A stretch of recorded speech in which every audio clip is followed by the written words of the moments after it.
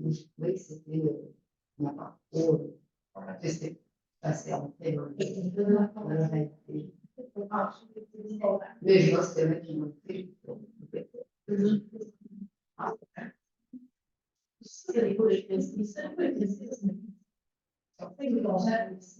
Ouais, c'est une variation ici.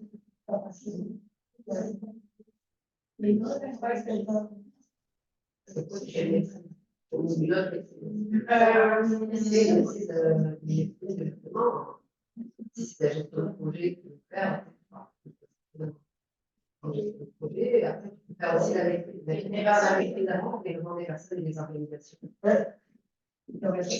Bonjour. Bonjour.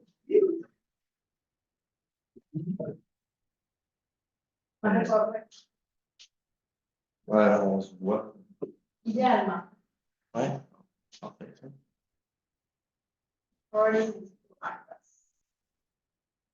Est-ce qu'on a un cliqueur ou ça se fait directement? C'est la souris. Ok, c'est bon.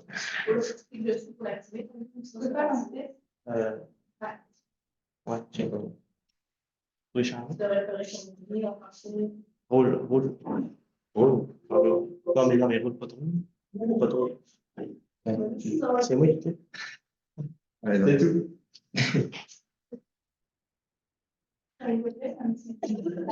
C'est bon. La durée de la présentation doit s'occuper en 10 secondes. Un point sera réalisé par 30 secondes supplémentaires. Tous les membres de l'équipe doivent parler par la présentation. Cela n'est pas respecté une pénalité de 5 points sur la franchise à la note. Tout au long de la présentation, je présenterai des cartons dans les airs afin de montrer le plan.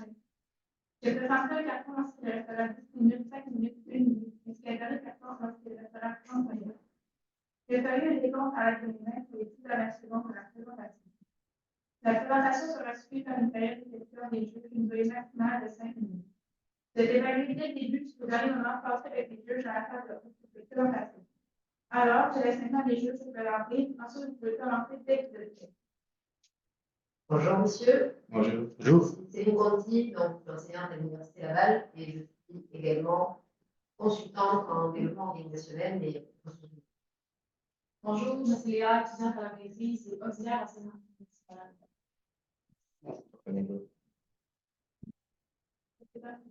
Commencer. Parfait. Donc, bonjour, nous sommes Main-d'œuvre sans frontières, la firme de consultants de gestion des ressources humaines que vous avez embauché afin de gérer la venue de travailleurs étrangers dans votre entreprise. Donc, je suis accompagné de mes collègues aujourd'hui, Mike Lalancette, Zachary Bergeron, et moi-même, je me présente, Olivier Saint-Hilaire. Donc, aujourd'hui, Zachary, j'aimerais ça que tu nous parles un peu de la situation actuelle qui se passe en Amérique du Nord, puis des liens qu'on peut faire avec Produits forestiers résolus. Donc, au niveau de la situation actuelle, on le sait, dans différentes industries, il y a un manque de main-d'œuvre. Il y a une pénurie, on n'a pas assez de personnel pour répondre aux opérations dans les différentes usines. Les solutions qui ont été trouvées par différentes entreprises, c'est l'automatisation ou l'optimisation en lien un peu avec l'automatisation. Il y a aussi aller chercher de la main-d'œuvre à l'étranger. Ça, c'est une bonne option, mais ça vient aussi avec des défis, surtout au niveau de l'intégration socio-culturelle de ceux-ci et au niveau de la rétention du personnel sur le long terme. Le mandat que vous nous avez donné aujourd'hui, c'est de vous présenter un plan afin de favoriser l'intégration socio-culturelle de la main-d'œuvre étrangère. Notre plan, ça va vous permettre d'intégrer la main-d'œuvre justement au plan social, culturel, tout en visant une rétention sur le long terme de ceux-ci. Notre plan de présentation, en fait, on va vous présenter notre plan général qui est subdivisé en 2 sections, soit la section le plan de rétention et le plan d'intégration qui viennent répondre à différents besoins. Finalement, on va vous présenter les résultats qui sont escomptés avec l'implantation de nos différents plans. Mais Mike, j'aimerais ça un peu que tu nous parles, c'est quoi notre plan qu'on a aujourd'hui? Zachary, comme tu l'as si bien mentionné, nous, notre plan, on le sépare en deux volets. Dans le fond, il y a le plan de rétention et le plan d'intégration. Les deux se font parallèlement. Puis tout au long de la présentation, on va se fier à la pyramide de Maslow. La pyramide de Maslow, c'est pour les besoins d'un être humain. Puis on a trouvé intéressant parce que ce qu'on fait venir, c'est de la main-d'œuvre, mais avant la main-d'œuvre, c'est un être humain qui vient. Puis c'est important que l'être humain, tous ses besoins de la pyramide de Maslow soient comblés. Donc, La première étape de la pyramide de Maslow, c'est les besoins physiologiques. Les besoins physiologiques, on peut compter se loger, se nourrir et se vêtir. Pour se loger et se vêtir, Produits forestiers résolus offre de bonnes conditions de travail, de bonnes rémunérations. Puis ça fait en sorte qu'on prend ces deux besoins-là comme atteints. Dans le fond, le besoin sur lequel on se positionne le plus, c'est se loger. Comme vous savez, il y a une crise du logement présentement en Amérique du Nord, puis c'est difficile pour un Québécois de se loger. Prenez l'étudiant qui vient de région, qui vient se loger à Québec. C'est difficile de trouver un loyer qui le satisfait monétairement, l'environnement, l'emplacement. Donc, prenez, puis cet étudiant-là, lui, il parle québécois, puis il vient du pays, en fait. Fait que si on prend l'exemple parallèle avec un étudiant, pas un étudiant, mais un travailleur étranger, ben, c'est beaucoup plus difficile pour lui de se trouver du logement, puis d'être bien à l'endroit où il va être. Donc, Olivier, j'aimerais ça que tu me présentes, c'est quoi le plan qu'on a établi pour régler ce défi-là? Oui, donc toujours en partant du besoin de base qui est le besoin de se loger, de la pyramide de Maslow. Donc, tout d'abord, on sait que vous avez 200 travailleurs qui travaillent déjà dans vos entreprises, donc qui sont déjà là, qui sont déjà probablement logés. Cependant, ben, on est conscient, la pénurie de main-d'œuvre, elle se fait entendre partout à travers la province, puis ça fait en sorte que vous allez avoir besoin de nouveaux travailleurs étrangers. Puis, justement, il va y arriver probablement des problèmes de logement. Aussi, en ce qui concerne les travailleurs qui sont déjà logés, peut-être qu'ils sont dans des environnements qui ne leur conviennent pas parce que c'est ce qu'on a trouvé, ce qu'il y avait de disponible. Donc, pour répondre aux besoins de base de la pyramide de Maslow, ce qui est important de se dire, c'est que la personne qu'on fait venir ici, il faut qu'elle se sente bien. Puis, comment on se sent bien? Bien, ça commence par l'endroit où on habite. Ce qu'on propose, ça serait un projet de construction de blocs à logement dans des points qui sont centraux entre les différentes usines. Je vous donne un exemple. À Saint-Félicien, il y a 2 usines résolues. Puis, autour de cette région-là, il y a beaucoup d'usines. On a pensé à usine secteur Ladoré, usine secteur Robertval, usine d'Olpo. Donc, c'est un point qui est central, puis on pourrait construire divers blocs à logement. Ce que ça permettrait de faire, eh bien, ça permettrait tout d'abord de donner une résidence à nos travailleurs étrangers, quelque chose qui est neuf, quelque chose où ils se sentent bien. Ça permettrait aussi de faire en sorte que les coûts associés à ça, on pourrait offrir quelque chose qui n'est pas trop haut, parce que si on regarde le prix des logements présentement, il y en a que c'est très élevé, puis ça fait en sorte que ce n'est pas abordable pour tout le monde. Puis, évidemment, ben, ça fait en sorte que les gens vont se sentir chez soi, puis ce qu'on veut, c'est de la rétention, que les gens restent. Puis, en faisant ça, ben, on pense vraiment que, justement, les gens vont vouloir continuer à travailler parce qu'ils vont être bien logés. Bien évidemment, si on fait des logements dans des points qui sont centraux, eh bien, on est conscient qu'il y a des quelques kilomètres pour qu'ils se rendent dans leur lieu de travail. Donc, on pourrait offrir des services de navette aux différentes usines, aller-retour. Puis, aussi, on considère que le risque financier est faible parce que construire des blocs à logement, c'est un investissement immobilier. Puis, on le sait très bien, l'investissement immobilier, c'est un investissement qui, depuis des années, est en constante croissance. Donc maintenant, je passerai la parole à Zachary pour nous parler un peu plus du plan au niveau de l'intégration. Au niveau du plan d'intégration, c'est important de répondre à 2 besoins. Le premier besoin, c'est le besoin de sécurité. C'est important que les travailleurs étrangers qui arrivent ici, ils soient conscients qu'ils peuvent faire confiance aux employés qui sont déjà présents dans l'usine et à la direction. Au niveau de l'appartenance, du besoin d'appartenance, c'est important qu'ils sentent qu'ils font une différence, qu'ils ne sont pas juste là pour répondre à un besoin qui est facultatif, puis qu'une fois qu'on n'aura plus besoin d'eux pour répondre au manque de main-d'œuvre, on va juste les écarter puis faire comme s'ils n'avaient pas aidé à la résoudre. C'est important aussi de savoir que les différentes phases qu'on va vous proposer sont faites en simultané. Donc, phase 1, 2, 3 ne sont pas faites phase 1 en premier, phase 2, phase 3, ils sont faites en simultané. Au niveau de la phase 1, la proposition qu'on a pour vous, c'est de créer une aire commune pour tous les employés de Résolu. Pas seulement les employés qui arrivent de l'étranger, mais aussi les employés qui sont déjà présents en usine. Un peu comme les logements qu'on vous a proposés plus tôt, on voudrait les faire dans des points centraux pour avoir une plus grande portée sur le plus de travailleurs dans les différentes usines, afin de favoriser l'interaction entre les différents travailleurs. Nous, l'aire commune, on la voit comme étant une place où on pourrait créer un gym avec des cours de groupe pour favoriser les interactions, avec des tables de jeu, une salle technologique pour fournir aux travailleurs des ordinateurs pour qu'ils puissent communiquer aussi avec leur famille qui est à l'étranger, parce qu'on le sait des fois, on peut avoir, quand on est loin de chez eux, des fois ça peut être dur sur le moral, donc lui fournir un moyen de communication, ça peut leur permettre de se sentir un petit peu mieux. Et ça, les résultats qu'on veut, nous, dans le fond, c'est favoriser les interactions hors travail. Les interactions qu'on veut, comme on veut, naturelles, qui se passent comme les employés, on veut qu'ils se créent comme des petites familles, des liens, mais pas nécessairement sur les corps de travail, mais aussi à l'extérieur. Donc, Mike, j'aimerais ça que tu me parles un peu plus de la phase 2 de notre plan d'intégration, s'il te plaît. Ouais, la phase 2 répond aux mêmes besoins que Zachary a mentionné préalablement. Dans le fond, Produits forestiers résolus offre déjà des activités à leurs employés. Donc, nous, ce qu'on leur propose, c'est à Produits forestiers résolus d'offrir des activités encore, mais premièrement, d'inclure les familles des employés locaux. Donc, les employés locaux, pour que ce soit encore plus alléchant, d'inclure les familles de ceux-ci. Puis, d'un autre part, d'inclure les travailleurs étrangers. Puis, les travailleurs étrangers, ce que ça va leur donner, c'est de connaître la région. Par exemple, s'il y a une usine, les usines du Saguenay-Lac-Saint-Jean, on prend encore cet exemple-là, on va leur faire connaître des attractions touristiques qu'il y a au Saguenay-Lac-Saint-Jean. Ça peut les initier aux valeurs qu'on a, puis différentes activités que nous, on fait au Québec. Visite pour tous les employés, comme je l'ai mentionné. Puis le résultat de ça, ben, c'est qu'il y a une immersion des travailleurs étrangers, puis il y a de l'interaction entre les travailleurs étrangers et les travailleurs locaux. Parce que, veux pas, si tu passes une journée avec des travailleurs ou un groupe de personnes à faire une activité, il y a une interaction entre vous.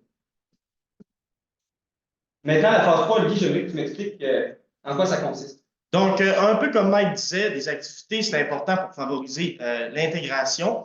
Puis aussi, ici, ça reprend un petit peu l'idée, mais c'est plus précisément une activité sur base volontaire. C'est-à-dire que Produits forestiers résolus pourrait proposer aux employés une allocation pour organiser des activités. Donc, comment ça fonctionnerait? C'est un employé qui veut se porter volontaire pour organiser un employé, présente son idée, puis, pour organiser une activité, pardon, présente son idée, puis va être capable de, justement, avoir les ressources nécessaires afin de l'organiser. Produits forestiers résolus l'aide. Ce que ça fait, c'est que l'employé, ça provient de lui-même, donc ça va être quelque chose qui intéresse tout le monde. Puis, on sait souvent, les gens qui travaillent chez Résolu, c'est souvent des groupes, c'est des équipes de travail qui travaillent en fonction des quarts de 8 heures. Donc, souvent, ça devient une espèce de famille. Puis, ça fait en sorte que, justement, de leur fournir des allocations, les travailleurs étrangers, puis les travailleurs locaux, pourraient organiser des activités, puis ça viendrait d'eux-mêmes, ce qu'ils ont envie de faire. Donc, ça pourrait être des activités en forêt, des activités de groupe, des soupers traditionnels, des sports, puis justement, ça vient encore répondre aux besoins d'appartenance, puis aux besoins de sécurité. Les gens communiquent, se font de plus en plus confiance, puis encore une fois, ça répond aux besoins de base de la pyramide de Maslow. Guy, j'aimerais ça que tu m'expliques. J'aimerais ça que tu me fasses un exemple, un employé chez Résolu. Comment ça se passerait, quelqu'un qui veut faire une activité pour présenter à ses co-travailleurs, ses collègues? Par exemple, que moi, je suis un employé de chez Résolu, puis j'ai envie d'organiser, par exemple, une activité de pêche sur glace à mon chalet. Bon, tout d'abord, on sait qu'il y a des frais reliés à ça, le transport, puis aussi, si on veut organiser, par exemple, un souper, quelque chose, justement, c'est avant de faire l'activité, on présente notre idée au directeur de chez Résolu, puis une fois l'accord obtenu, on est capable justement d'organiser l'activité, présenter les preuves de facture à l'appui, puis justement, c'est important d'inclure tout le monde, pas juste les personnes qui vont inviter, mais tous les membres de l'équipe, puis on trouve vraiment que ça pourrait faire en sorte de favoriser la cohésion des groupes au sein de l'équipe. Bon, si on continue avec les besoins des besoins de base de la pyramide de Maslow, il y a bien sûr le besoin d'estime. Le besoin d'estime, qu'est-ce que c'est? C'est le besoin d'être utile et de conserver son identité. Donc, tout au long de la présentation, on vous a parlé, c'est important d'intégrer les travailleurs étrangers. On est d'accord? Cependant, il faut comprendre que ceux-ci ont des valeurs, ils ont aussi un historique, ils ont grandi dans un pays où la culture est différente, ils ne viennent pas du même endroit, il faut respecter ça. Donc, c'est important de les intégrer, mais il faut aussi le faire en douceur, puis respecter aussi que ceux-ci ont des choses, puis des cultures, du vécu à nous montrer aussi, puis c'est important de les écouter. Donc, les plans d'intégration puis de rétention, il faut qu'ils soient faits de manière à ne pas dénaturer l'identité des travailleurs étrangers, puis ça, c'est bien important. Finalement, pour ce qui concerne le dernier besoin de la pyramide de Maslow, Mike, j'aimerais ça que tu m'en parles un peu. Donc, le dernier besoin de la pyramide de Maslow, c'est le besoin de réalisation. Ce qu'on vous offre à long terme, c'est d'offrir l'opportunité aux travailleurs étrangers de s'accomplir dans leur travail. Donc, c'est-à-dire d'évoluer dans leur carrière chez Produits forestiers résolus. Un travailleur étranger, ça fait quelques fois qu'il vient au Québec, différentes périodes de quelques mois, a assez de connaissances pour augmenter de poste, par exemple. Fait que ça fait en sorte que l'employé se sent réalisé dans son emploi, puis ça favorise la rétention aussi. Puis, chez Produits forestiers résolus, il y a certaines offres qui sont déjà en place. Par exemple, il manque un poste qualifié dans certaines usines. Ben, ils vont présenter l'opportunité aux travailleurs d'aller suivre une formation payée, rémunérée. Pour ce travailleur-là, ben, le travailleur qui veut suivre cette formation-là pour obtenir ce poste-là. Donc, ça, c'est le dernier besoin de la réalisation. Et ça serait le principe, ça serait de le faire, mais pour un travailleur étranger aussi. Oui, exactement. C'est ça. Donc, en conclusion, nous, ce qu'on vous a présenté, c'est faire venir des travailleurs étrangers, c'est une chose, mais comme je l'ai mentionné au départ, c'est faire venir un humain. Et un humain, c'est le besoin de base, c'est la pyramide de Maslow. Donc, si on suit la pyramide de Maslow pour établir des plans de rétention puis des plans d'intégration, ça crée des humains satisfaits parce qu'une pyramide remplie, c'est un humain satisfait. Le résultat d'un humain satisfait, c'est un employé qui est de bonne humeur au travail, qui est bien accompli, puis qu'il veut revenir, en fait. Donc, le plan d'intégration favorise aussi la rétention. Ça, ce point-là, c'est pour dire que tout au long de la présentation, quand vous parlez du plan d'intégration, ça comprenait aussi le plan de rétention. Parce que quand tu es intégré, la rétention est favorisée. Olivier, est-ce que tu avais quelque chose à ajouter? Non, ben, je vous remercie de nous avoir écoutés. Tout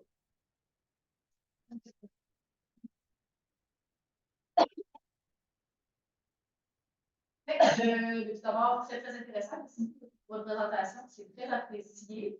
J'aurais une petite question au niveau de technicalité. Oui. À quoi on s'attend au niveau budgétaire et au niveau échéance de temps pour vos stratégies? Ben, tout d'abord, en ce qui concerne le budget, si je ne m'abuse, c'est la grosse partie du budget. Tout d'abord, les blocs à logement. Ben, faut savoir qu'au départ, l'idée de construire des blocs à logement, c'est une idée qu'on est venu vous présenter aujourd'hui sans calculer de budget parce qu'on voulait tout d'abord savoir si ça pouvait vous intéresser. Une fois qu'on sait que ça peut vous intéresser, que vous voulez le mettre de l'avant, il y a plusieurs aspects qui peuvent venir justement changer ce budget-là, notamment le nombre de travailleurs étrangers qu'on souhaite accueillir dans le futur, puis aussi le nombre de besoins qu'on a besoin. Donc, le budget n'a pas été calculé présentement. Puis, si vous êtes intéressé, justement, ça va être de nous fournir plus de statistiques pour être capable de savoir les coûts qui vont être reliés à ça éventuellement. Au niveau échéance, on s'attend à quoi dans un horizon de temps pour l'implantation de votre stratégie? Ben, pour une implantation de stratégie, nous, on a visé, premièrement, c'est du moyen terme. C'est-à-dire que du moyen terme, on parle dans un horizon de 3 ans. C'est-à-dire que ce n'est pas du long terme parce que c'est des stratégies qui sont quand même assez pointues puis bien visées. Puis ça fait en sorte que c'est aussi des stratégies que la construction de bâtiments, ça peut prendre 1 an et demi à 2 ans. Puis une fois que ça va être mis en place, c'est pour ça qu'on s'attend à 3 ans. C'est sûr que ce n'est pas du court terme, mais pour les constructions de bâtiments, mais il y a certaines stratégies, notamment les activités, que ça serait plus du court terme. Donc, c'est ça. Ce qui nécessite beaucoup de préparation préalable, c'est plus un horizon moyen terme. Vous avez parlé de pas mal d'activités Oui. et de coordination. Oui. Qui va coordonner? Si on regarde là. Les activités offertes par l'entreprise. Oui, tout. Aujourd'hui, l'accueil, l'intégration de ces travailleurs étrangers avec des activités spécifiques, un accompagnement spécifique. Qui va s'occuper de tout ça dans l'organisation? Dans le plan que Résolu a déjà établi pour ces travailleurs étrangers, il y a que les travailleurs étrangers qui arrivent sont parrainés. Oui. Puis ça, c'est sûr que ça va continuer. Le plan qui est établi, je ne pense pas changer. C'est un bon plan. Il y avait 9 étapes, je crois. C'est un bon plan, puis ils sont parrainés.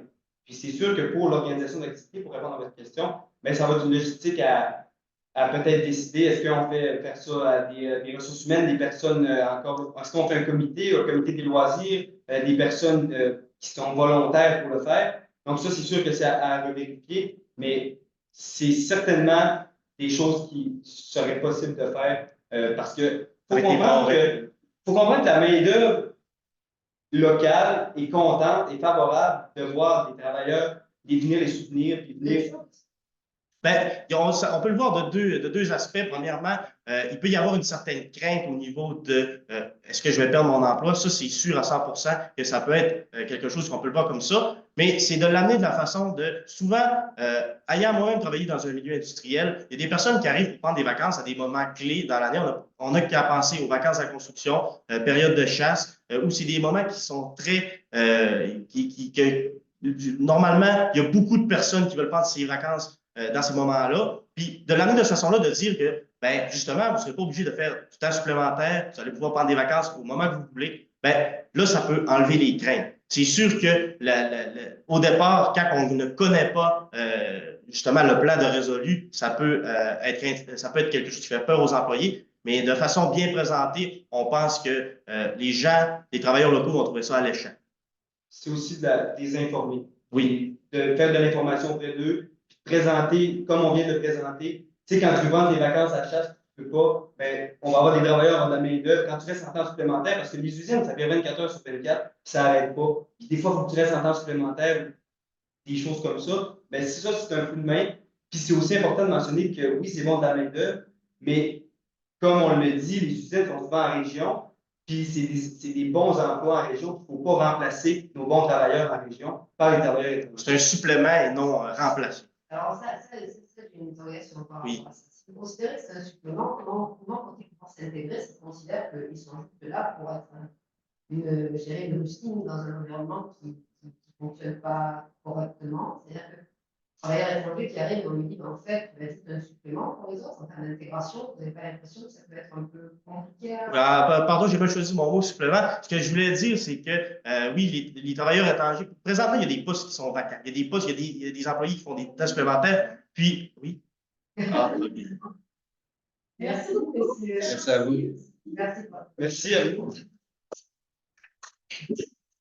Bon.